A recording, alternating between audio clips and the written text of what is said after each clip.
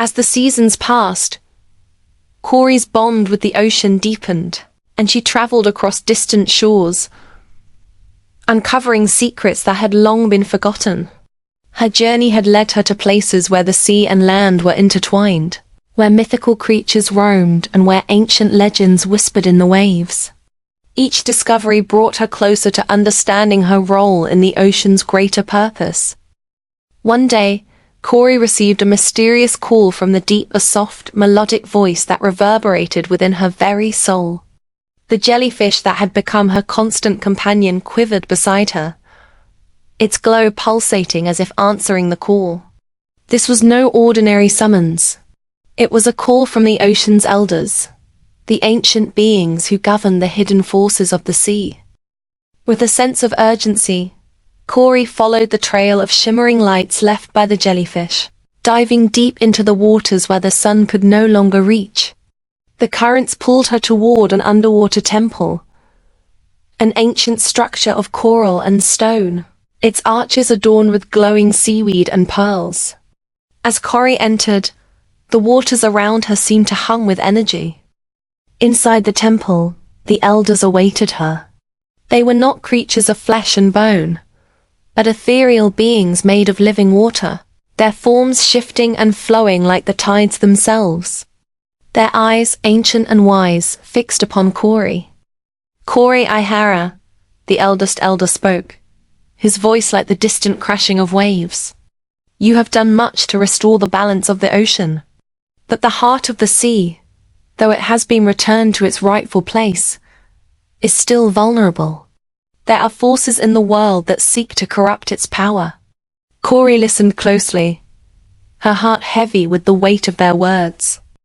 "Dark forces have long coveted the ocean's heart," the elder continued, "and there are those who will stop at nothing to claim it for their own. You must protect the heart, for it is the source of the ocean's magic. If it falls into the wrong hands, the very fabric of the world will unravel." Kaori nodded solemnly, understanding the gravity of her task. She had already faced one ancient creature that threatened the ocean's balance, but this felt different. The forces at play were deeper, more insidious. "You are not alone," the elder said, his voice softening. "The jellyfish you saved long ago is a fragment of the ocean's spirit, a guardian entrusted with the protection of the heart. It has chosen you, Kaori, to carry on this sacred duty. But you will need more than just your strength and courage to face the coming darkness."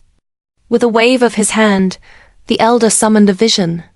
The water around Kaori rippled, and in the reflection, she saw a shadowed figure, a man with silver hair, his eyes cold as the deep sea, holding a shard of the ocean. His intentions were clear.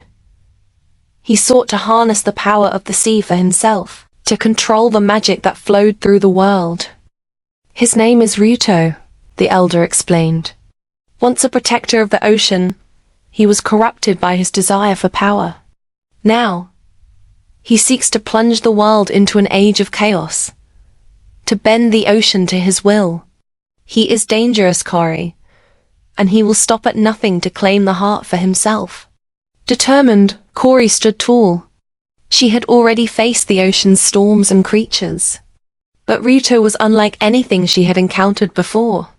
To stop him, she would need not only her powers but the strength of her convictions. The elder's gaze softened. "You will need to seek the ancient guardians of the seas, the serpent of the deep, the leviathan of the abyss, and the kraken of the hidden depths. They are the last line of defense against Ryuto's forces. Together, you will stand against him." Kaori's heart raced. She knew her journey was about to take her into uncharted waters, both physically and emotionally. She had already faced her own fears, but the prospect of confronting Ryuto, the man who had once been a protector, was daunting. Could she truly stop him and protect the heart of the ocean? Before she left, the elder placed a glowing pearl in her hand. "This is a symbol of the ocean's spirit. It will guide you when the darkness threatens to overtake you. Remember, Kaori, you are not just a guardian of the ocean. You are its voice, its protector, and its heart. With the pearl clasped tightly in her hand, Kaori swam toward the surface, her resolve stronger than ever. The jellyfish glowed beside her, and she could feel the pulse of the ocean beneath her. She was ready for what lay ahead. Kaori set off on a new journey, one that would take her to the ends of the earth, to the very edges of the seas where the most ancient and terrifying creatures dwelled. Along the way, she would form unlikely alliances, face treacherous trials, and discover more about herself and the ocean's true nature. As Kaori looked to the horizon, the wind in her hair and the sea at her back, she knew that she was no longer the girl who had once feared the ocean. She was its guardian, and no matter what darkness came her way, she would stand firm. She would protect the ocean, its heart, and everything it held dear. For the ocean's awakening had only just begun.